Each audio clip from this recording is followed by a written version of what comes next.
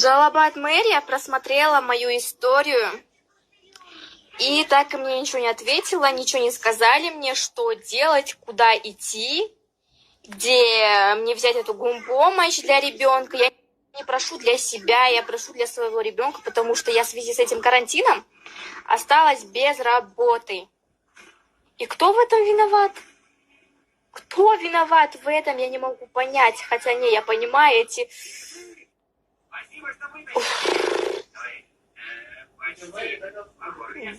Ага.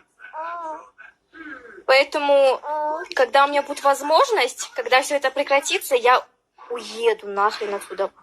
Я уеду с этого Кыргызстана вонючего. Эти киргизы вонючие. Я уеду отсюда. Вот это Кыргызстану, блин. Кыргызстану, фа. Каленова Мадина 12 апреля опубликовала видео, где я оскорбила Кыргызстан и кыргызский народ. Прошу прощения, больше такого не повторится. Сейчас я нахожусь в УВД и отвечу по закону. Всем хочу сказать, чтобы вы никогда не оскорбляли кыргызский народ, чтобы никто такого больше не делал. Прошу прощения у всех, больше такого не повторится.